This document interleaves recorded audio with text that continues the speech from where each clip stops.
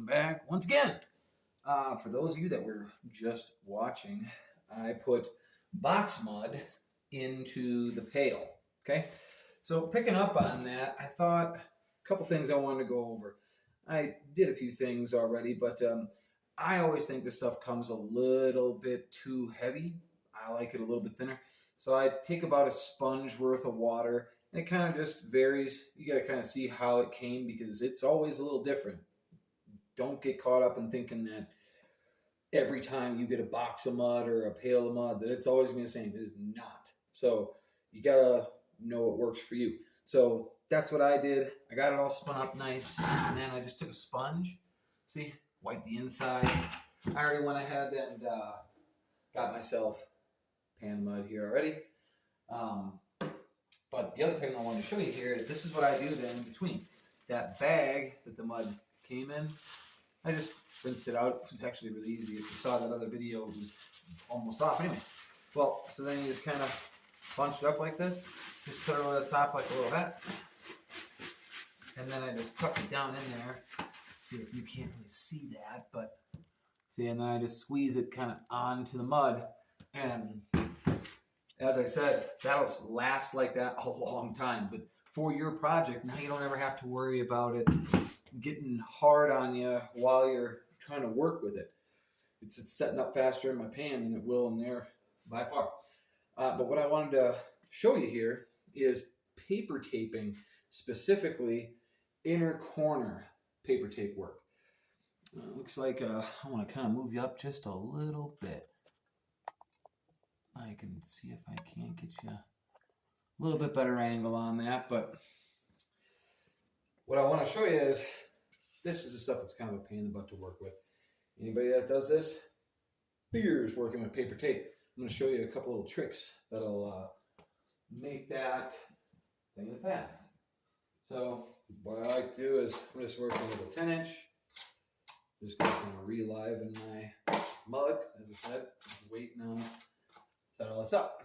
So go through and just lay in a little track.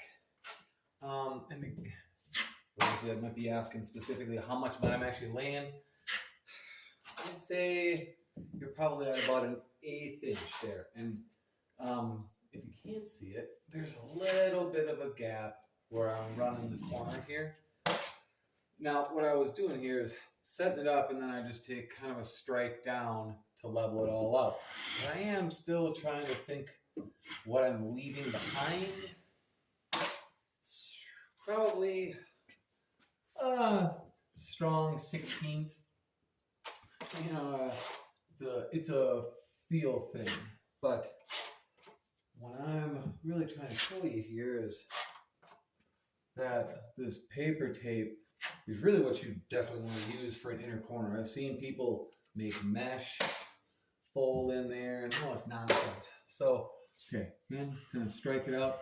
Be careful not to gouge it into the corner because you'll remove too much of the mud you did below, but just kind of knocks out just a nice square line, okay? This is the game changer.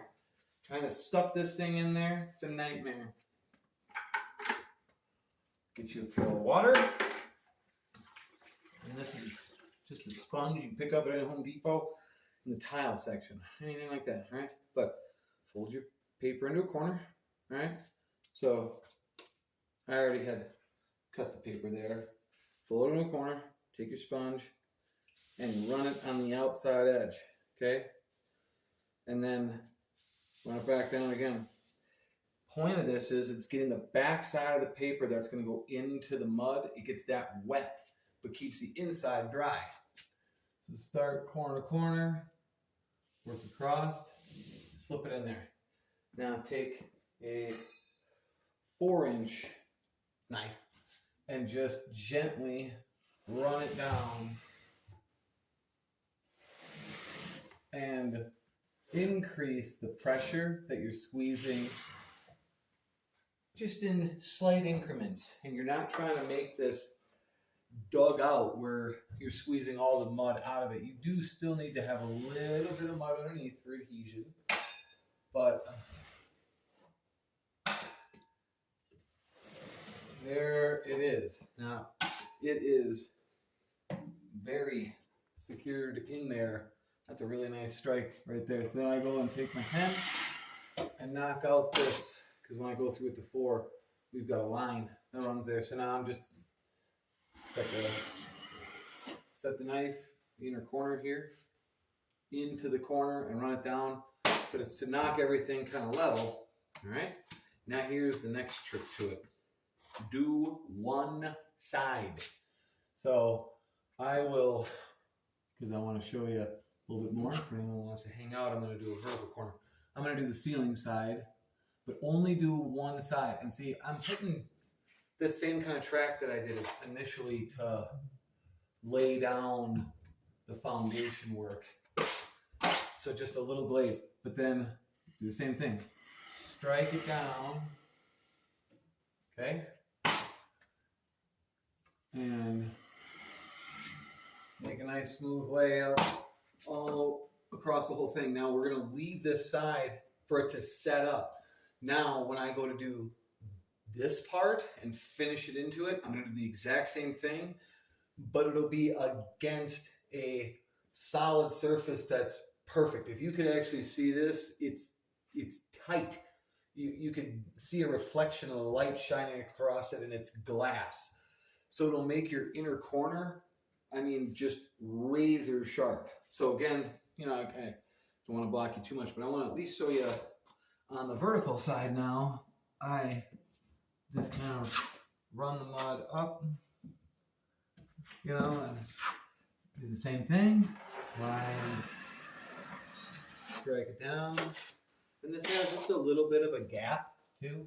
So I'm trying to also just kind of fill it as I go. If you have a really big gap, I recommend doing that and letting it set up before you try to shove the paper in there. That can get to be a little bit of a challenge because the paper will ripple and want to take the shape of however bad it's deformed, unless you know how to. If you're good with the freehand, you can float it, then do it. But otherwise, if you're just learning it, then fill those beforehand. But okay, so see, strike out both sides. This nice little thin bed.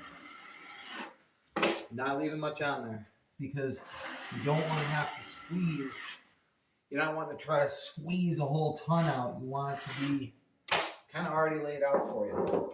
So what I like to do is rip these strips of paper off to the side. But see, it's just, so here's how you're going to find this too. I'll flatten it back out. When you open it up and take it off the roll, there's just this natural, it wants to crease. And to know, this is how it comes off the roll. So the fold side, that's the side that you're going to lightly run down. It wants to turn into a corner. It's very easy, okay? So again, got a piece. Get your sponge, and again, I'm wringing it out. This is just to stay damp. Run it down, okay? Then, again, so you get the whole thing covered just on that back side. Inside is dry, and I didn't explain this. The reason why you don't want to just soak the whole thing, it's not going to stay rigid like that. See, it's wet right now, but it's a stiff corner. And when I go to run my trowel in it now, it doesn't tear. Get the whole thing wet once and then run that edge of your trowel on there once, and you'll see you're going to split the thing right up the seams. This way is the only way I know to make it a lot less painstaking of an effort to do a corner. Do with it what you will. So again, run up the side, soft. You're not really trying to dig. Remember, it's just kind of trying to finesse it into place. Come up the other side, do the same thing, couple strikes. And again, if you try to dig too much, you can get a ripple. That's the other reason why you want to do this in segments. Work it in there. Don't try to slam it in and one pass, you'll end up rippling the paper. So what I'm doing now is just scraping off the excess. And again, one side only. Doesn't matter which side, just that you only do the one side. If you're in a situation where you have to get it done, then I recommend working with 5-minute mud, 20-minute mud, something like that, that you can still do what I just did. Do the one side, let it set up, then come back and do the other side against it. But there you have it. Paper tape in an inner corner. Made it easy, right? Catch you later.